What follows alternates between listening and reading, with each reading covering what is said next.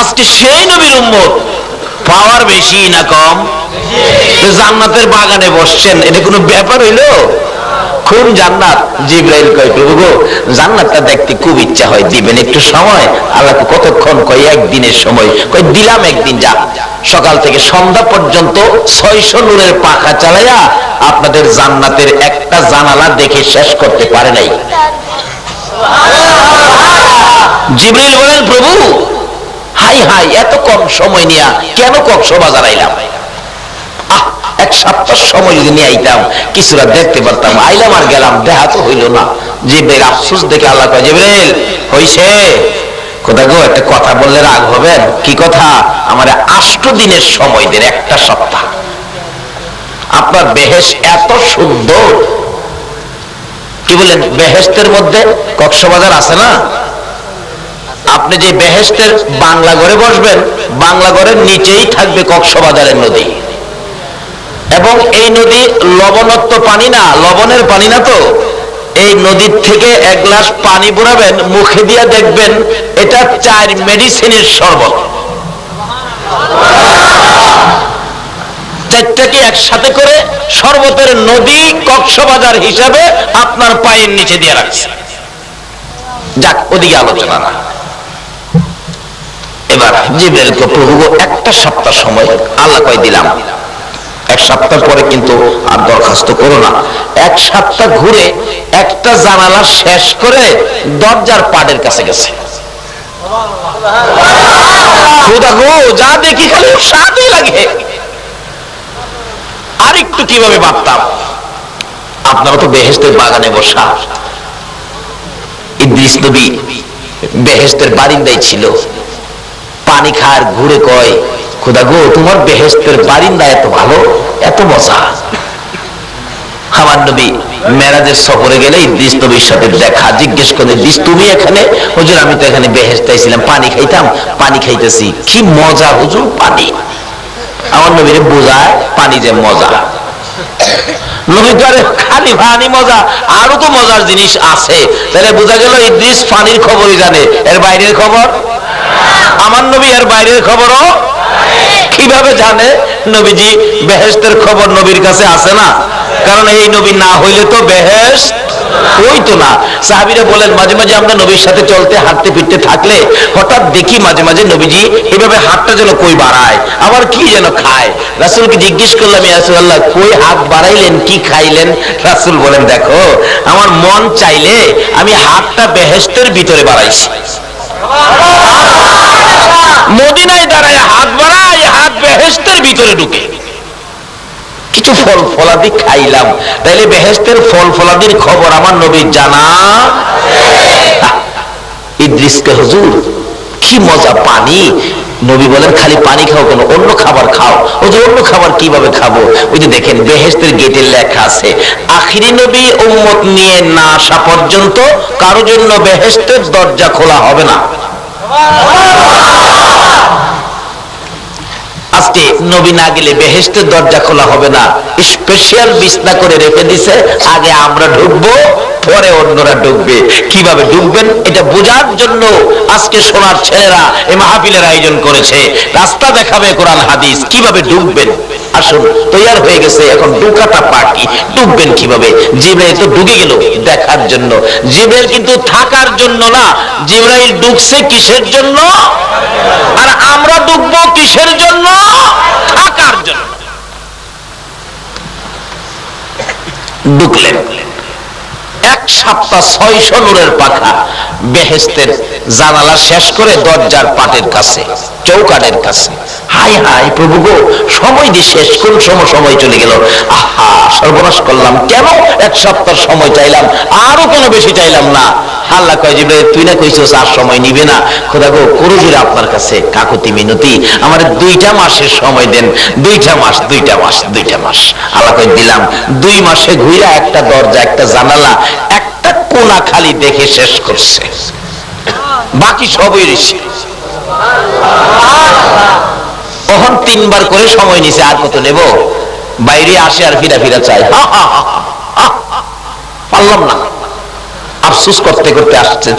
জিগায়, খোদা গো, এই বেহেশত তুমি 600 নূরের পাখা দিয়া এত দ্রুত গতিতে ঘুরলাম, বেহেশতের একটা কোনাও দেখে শেষ করতে পারলাম না। তুমি এই বেহেশত কার দিবা? তারা কি বেহেশতের খোঁজ নিতে পারবে? সমস্ত বেহেশতের খোঁজ কিভাবে নিবে? তারা কি পাখা আছে? আমার আল্লাহ জিবরাইল, তারা পারবে।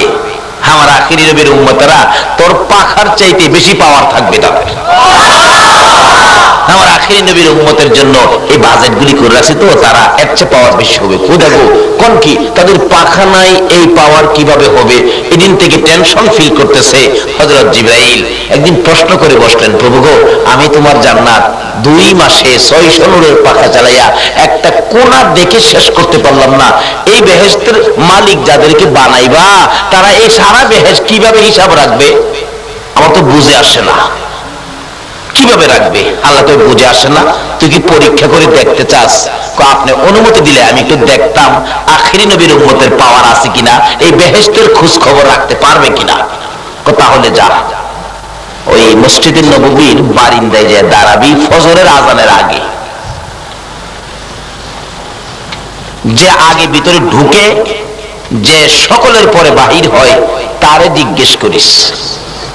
আচ্ছা, জিবরাইল মানুষের আকার ধারণ করে নববীর গেটে দাঁড়াইছে। আচ্ছা, নবীর উম্মতের পাওয়ার মাপার ঠিকানাটা কই দিল? মসজিদে নববী নাকি সিনেমা হলে দিছে?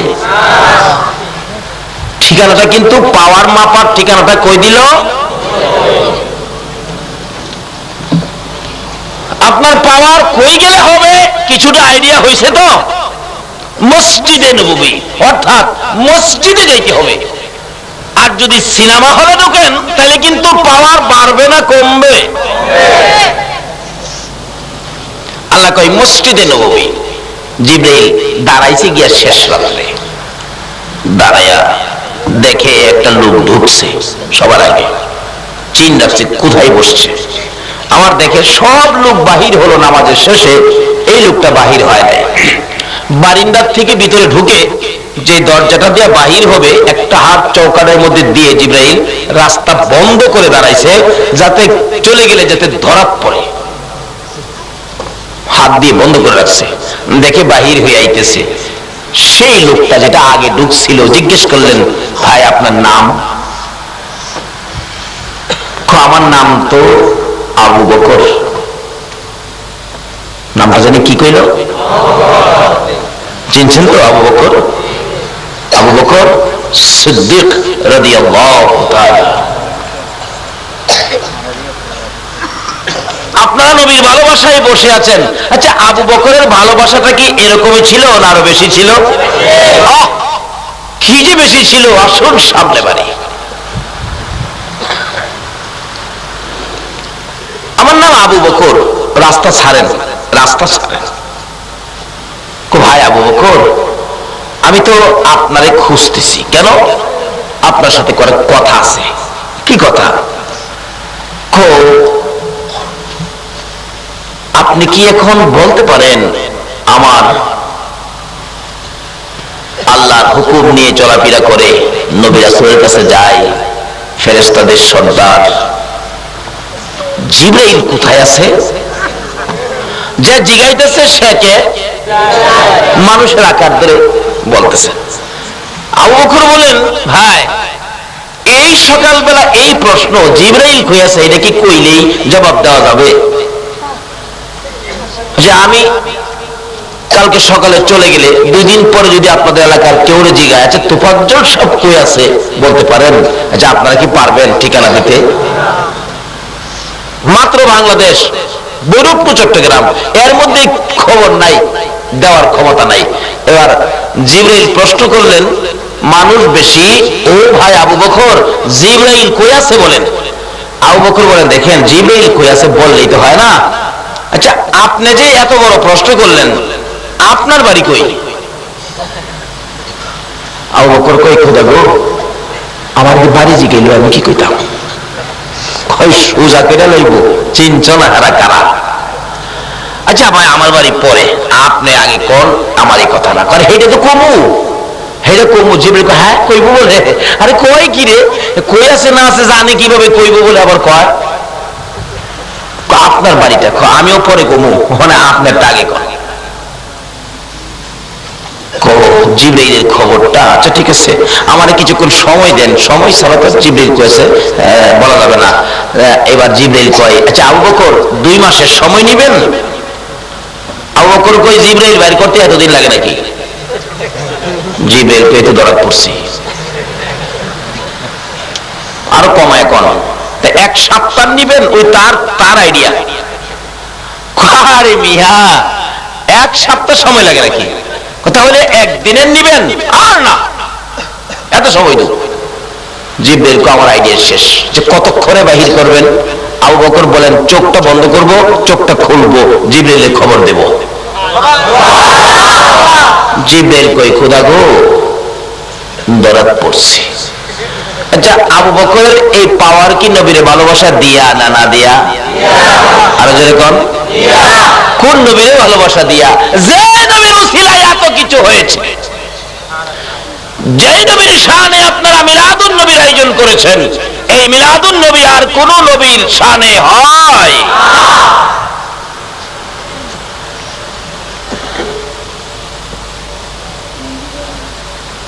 কত যে ভালোবাসতেন নবী। যেদিন মায়ের দেশ বাবার দেশ ছেড়ে মক্কাবাসীর যন্ত্রণায় মক্কা থেকে হিজরত করে মদিনা যাবে, যাওয়ার 6 মাস আগে বলেছিলেন ছোট্ট ছোট্ট সুরে, আবু বকর মনে হয় রে দেশে থাকতে পারবো না। নবী দিলে চোখের পানি ছেড়ে দিছে, আবু বকর মায়ের দেশে থাকা যাবে না রে, বাবার দেশে থাকা যাবে না। আমি কাউরে গালি দেই নাই, কারো মাথায় বাড়ি দেই নাই, কারো ক্ষতি করি নাই, তারপরেও আবু বকর দেয় না রে আমারে সুখে থাকতে। যে বিছানায় শুভ, বিছানার মধ্যে নিয়ে কাটা দেয়া রাখে, পচা সাপ দেয়া রাখে।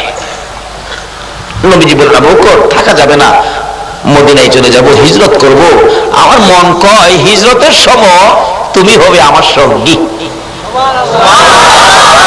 ওদিন থেকে আবু বকর 6টা মাস পার হয়ে গেল, একদিনও বিছানার মধ্যে পিঠ লাগায় না। কেন?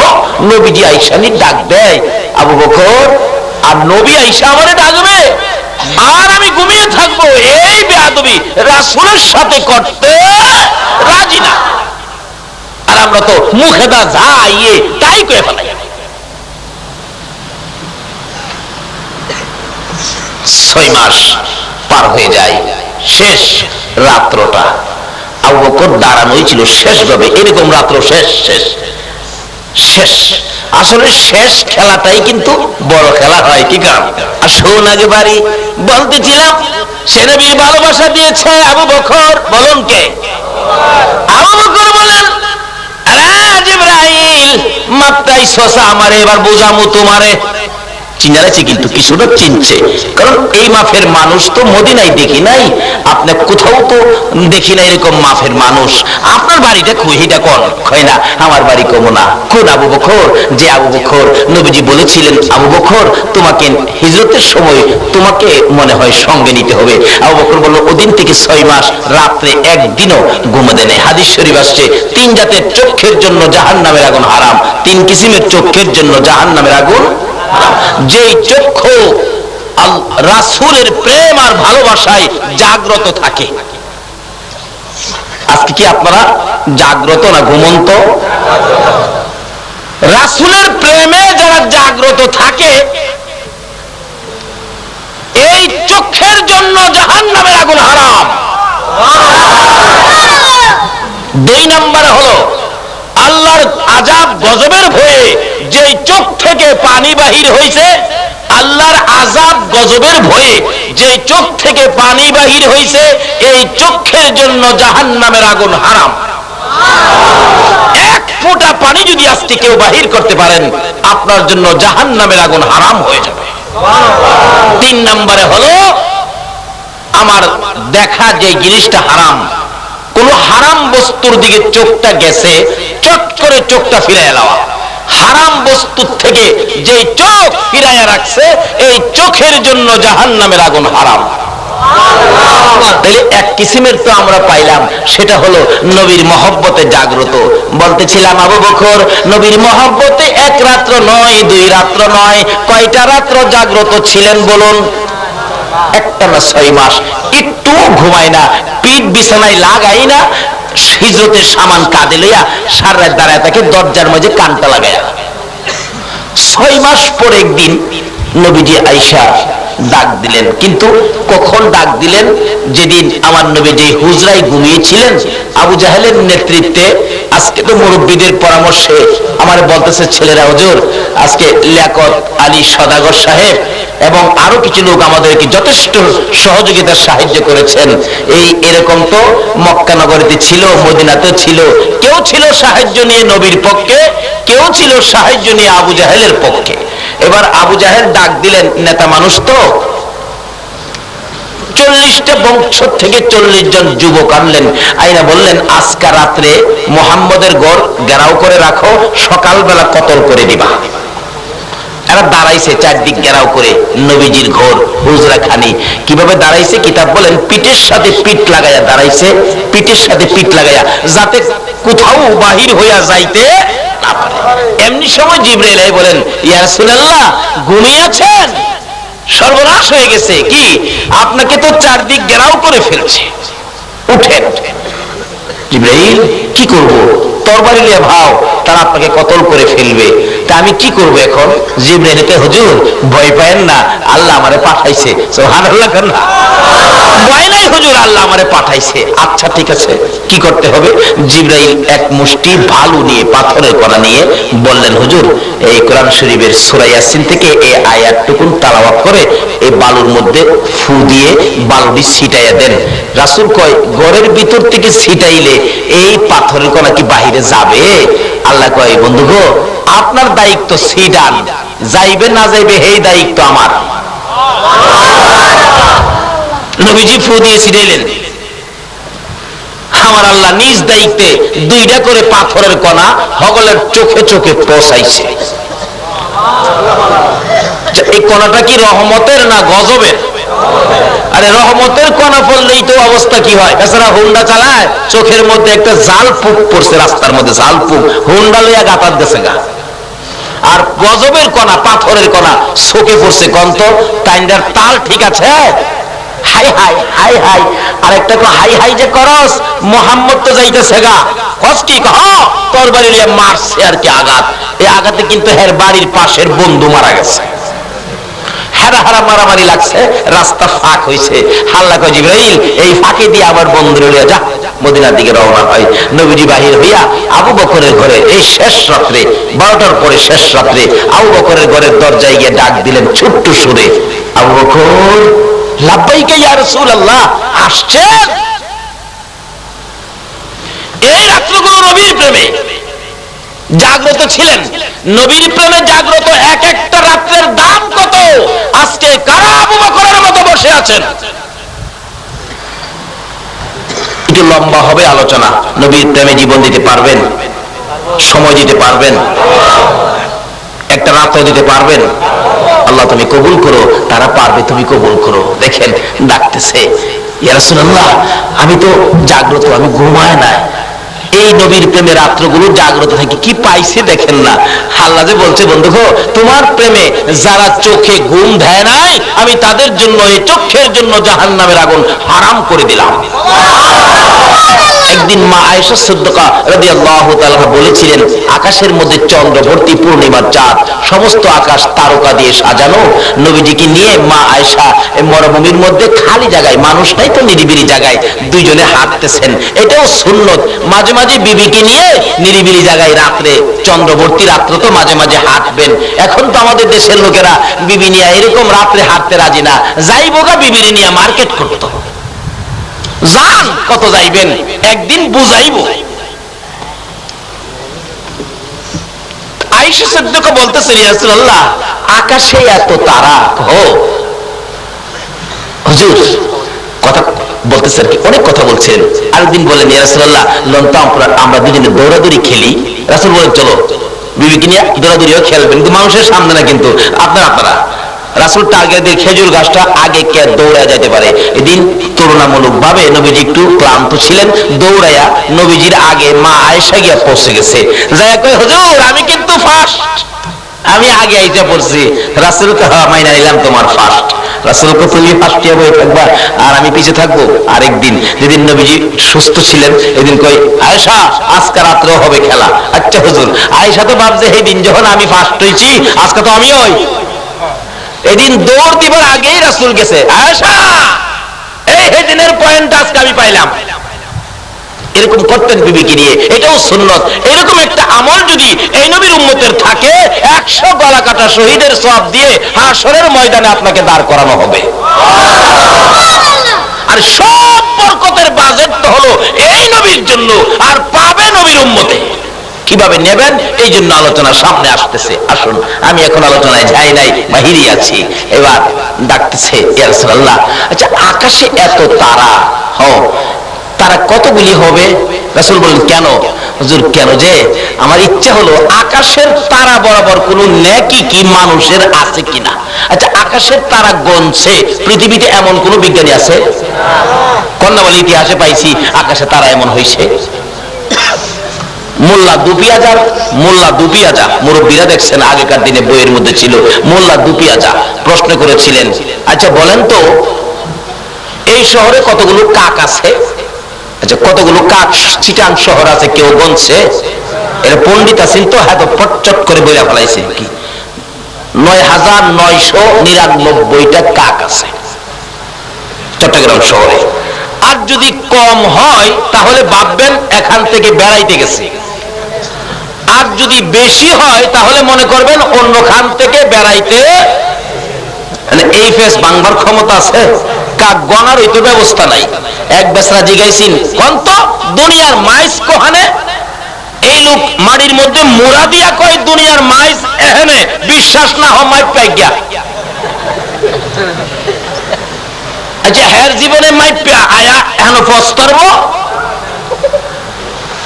এমন এক প্রশ্ন করে বইছে মা আয়েশা, হুজুর আকাশের তারা কত, এই পরিমাণ কোন নেকি কি মানুষের আছে? তাহলে বোঝা গেল যারে প্রশ্ন করছে তার কিছু আইডিয়া, সম্পূর্ণ খবর দেওয়ার ক্ষমতা আমার নবীর আছে। নবী সঙ্গে সঙ্গে বললেন আয়েশা আছে তো এরকম নেকি আছে। কার হুজুর? এই নেকি আছে হযরত উমরের। মা আয়েশা কই উমরের এত নেকি? হাই হাই আমার আব্বার যদি এত নেকি হইতো না জানি কত ভালো হইতো। একটু গুনগুন করতেছে। রাসূল বলেন আয়েশা গুনগুনি কেন? হুজুর গুনগুনি করি, উমরের এত নেকি, আমার বাবা আবু বকরের নেকি জানি কত, এটা আমার জানার ইচ্ছা ছিল। উমরের এত নেকি।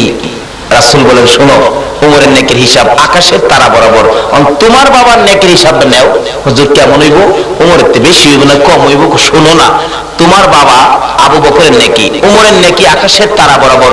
সমস্ত পৃথিবীর উম্মতের নেকি যদি আকাশের তারা বরাবর হয়, আর তোমার বাবা আবু বকরের এক রাত্রের নেকি যদি এক পাল্লায় দেওয়া হয়, সমস্ত পৃথিবীর উম্মতের নেকি আকাশের তারা বরাবর আরেক পাল্লায় দেওয়া হয়, তোমার বাবা এক রাত্রের নেকির সাথে সমস্ত পৃথিবীর উম্মতের নেকি ওজনে কোলাবে না।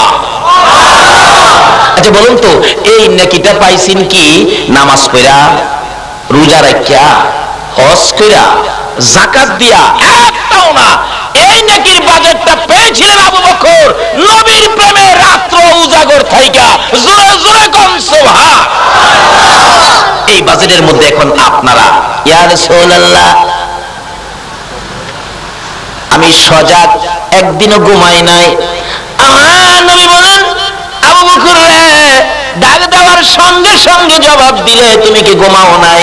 আবু বকর চোখের পানি ছেড়ে দিয়ে বললেন ইয়া রাসূলুল্লাহ আল্লাহর কসম করে বলি যেদিন বলেছিলেন হিজরত করবেন সঙ্গী হব আমি, ওদিন থেকে আমি আবু বকর একটা রাত্র বিছানায় পিঠ লাগাই না, ঘুমাবো দূরের কথা। আপনার নবী ডাক দিবেন দরজার মধ্যে কানটা লাগাইয়া এশারের নামাজ পড়ে ফজরের আজানের আগ পর্যন্ত দাঁড়াইয়া থাকি।